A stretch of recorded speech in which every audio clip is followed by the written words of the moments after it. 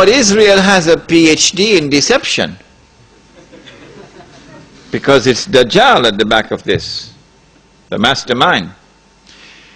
And Israel would not want to wage a big war and appear to the world naked, clearly, as an aggressor.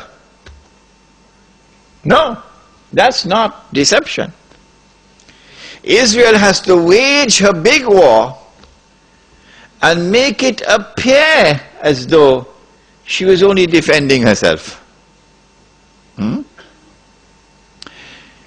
The only Muslim I know of who has had the capacity to be able to penetrate the deception that has been going on all these years, the only one I know of, was a man who never went to Al-Azhar University. Now, he wasn't the Sheikh. His name was Malcolm X. He's the only man I know of who had that eyes wish to see and could clearly recognize the strategy and the deception. Read Malcolm X.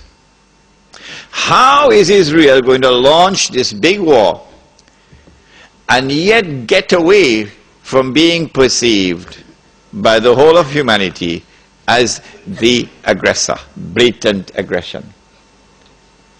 You have to come with a good strategy. The strategy is this. Ariel Sharon goes into Masjid al-Aqsa with 1,000 Israeli military with him, with their shoes on, with the full knowledge that this calculated act of extreme provocation must have a response, a fiery response.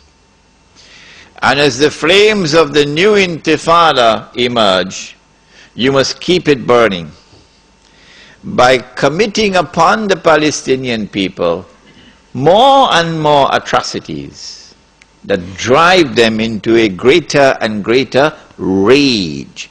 This is planning, this is strategy, this is not happening by accident. As Israel unleashes this barbaric oppression upon the Palestinian people,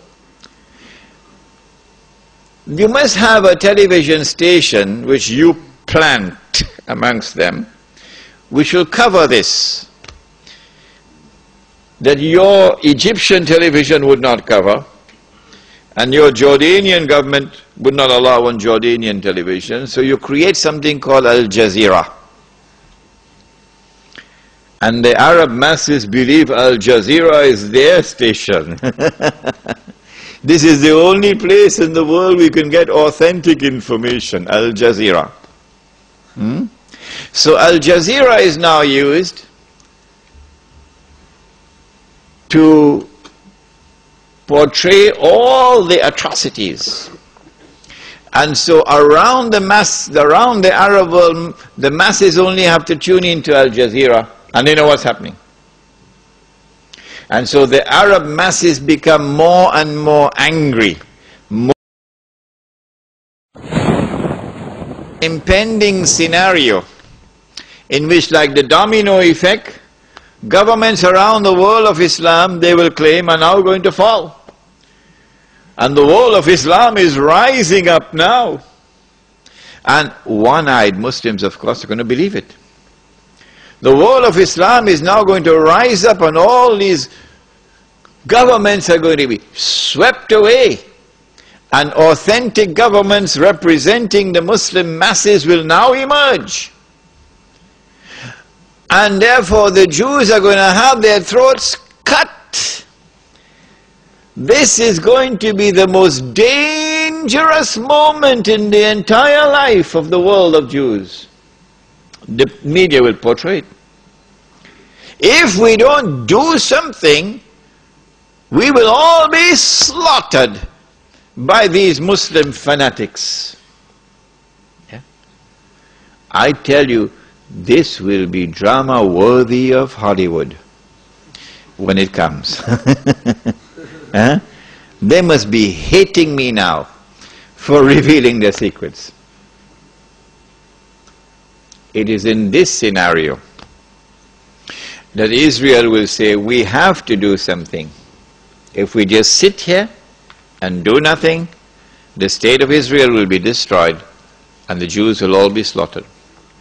What can we do? They call it a preemptive strike. A preemptive strike. But it won't be a preemptive strike. It will be the most dazzling display of the magnificent application of state-of-the-art military technology that will leave even Uncle Sam in the backyard. A war like Uncle Sam has never seen and could never wage. That is what Israel is going to wage. Do they have the technology? I believe they have technology that even Uncle Sam doesn't have. It will be a lightning strike. Israel has to put on this magnificent display of military power and state-of-the-art technology beyond anything else that the world has ever known, in order for Israel to impress upon mankind the validity of its credentials that is now going to become the new ruling state in the world. Before Fahad could even blink, the Israelis have taken over the Saudi oil fields and the Iraqi and the Kuwaiti oil fields. The United States, of course, will make some noise, and Britain will make some noise, but will they send troops? No, of course not.